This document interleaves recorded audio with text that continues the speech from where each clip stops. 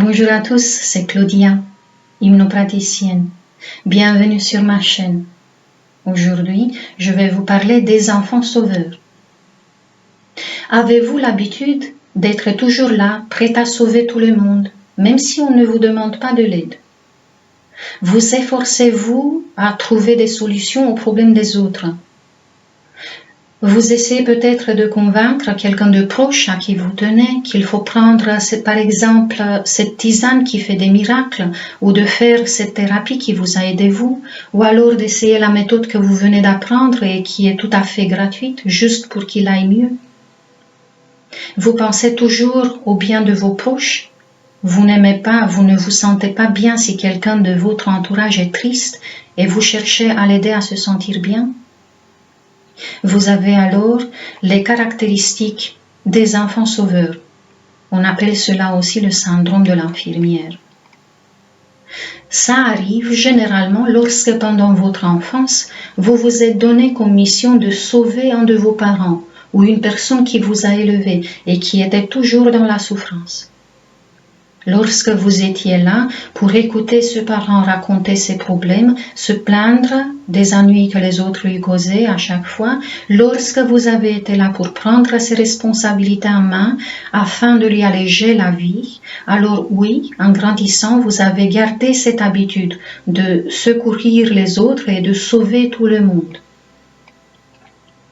Je me rappelle d'une personne exceptionnelle, une hypersensible, qui me racontait en thérapie le fait qu'elle restait pendant des heures assise par terre lorsqu'elle était petite, à veiller à la porte de ses parents pour être sûre que son père ne tapait pas sa maman. Malgré son âge, elle protégeait par-dessus tout sa mère sans penser à elle-même. Elle absorbait ensuite toutes les émotions de sa maman, dont elle était la confidente fidèle. Aujourd'hui, sa mère n'est plus là et elle est devenue thérapeute. Elle sent toujours le besoin d'aider les autres, mais elle commence à penser aussi à elle. Est-ce qu'un enfant sauveur arrive à secourir le parent qu'il protège? Eh bien, non. Pourquoi cela arrive-t-il? Parce qu'un parent qui accepte d'imposer cette mission à son enfant a un comportement toxique. Même si l'enfant veut l'aider, un parent aimant ne peut pas empoisonner la vie de son enfant avec ses misères d'adulte, en sachant que le petit est incapable à son âge de gérer tout cela, de porter ce poids sur ses petites épaules. Et surtout parce que ça a inévitablement une influence néfaste sur son avenir, sur sa vie d'adulte. C'est pas toujours le cas, mais il arrive aussi, plus souvent qu'on ne le pense, que le parent dont on parle construise intentionnellement un scénario catastrophe dans la vie de son enfant, parce que pour lui, l'enfant n'est qu'un objet, il n'est que son propre jouet.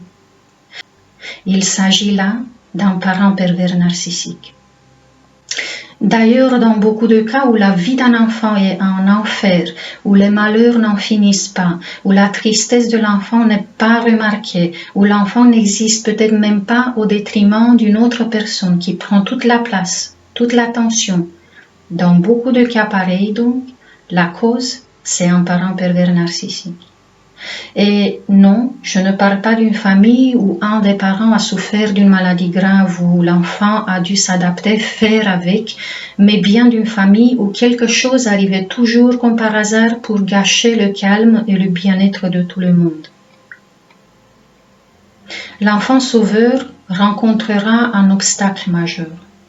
En étant très jeune, il n'est pas en mesure de comprendre ou de conscientiser que le comportement du parent n'est pas normal. Il aime toujours ce parent.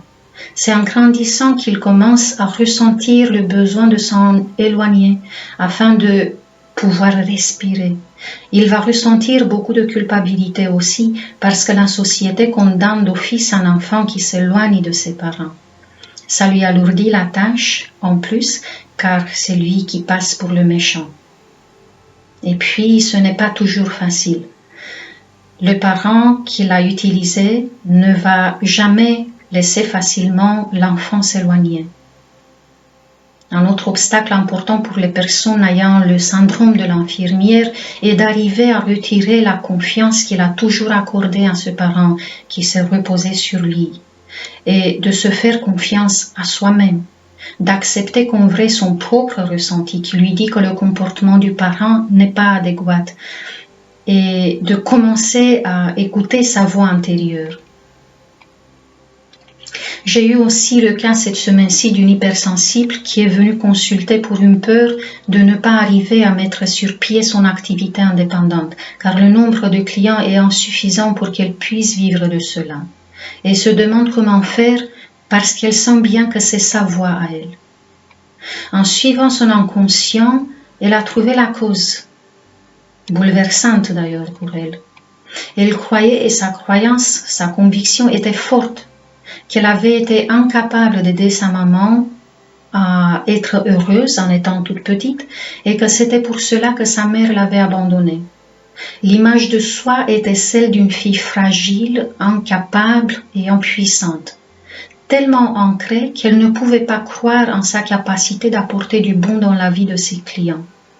Ce qu'elle offre est pour elle trop basique, alors qu'elle met tout son talent et son âme dans ce qu'elle offre. Le pire, c'est qu'elle emploie aussi un don qui lui appartient, qu'elle a depuis petite et qu'elle sous-estime. Eh bien, pour lui donner raison, parce que c'est comme ça qu'il fonctionne, l'inconscient lui a attiré des situations d'échec.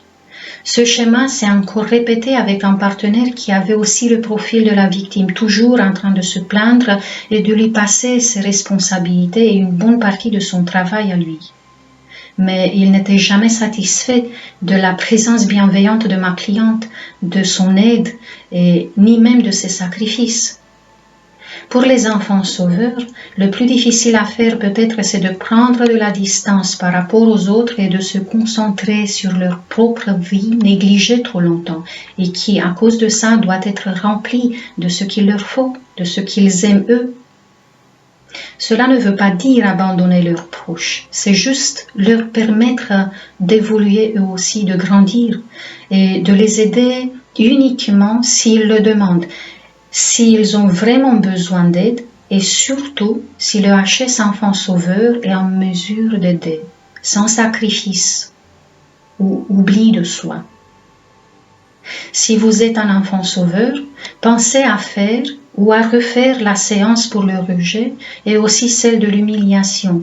Vous les avez toutes les deux en libre accès sur cette chaîne. Abonnez-vous à la chaîne si ce n'est pas déjà fait et cliquez sur la petite cloche pour être toujours informé de chaque vidéo qui est publiée. Et puis, je sais que les hypersensibles n'entendent pas souvent des encouragements. Je veux vous rappeler que chaque pas que vous faites vers vous-même, vers le respect pour qui vous êtes, aussi petit qu'il soit, c'est un pas de gagner. Vous ne reviendrez plus jamais en arrière. Sachez que c'est un travail formidable ce que vous faites. Je vous embrasse tous très fort. À la prochaine.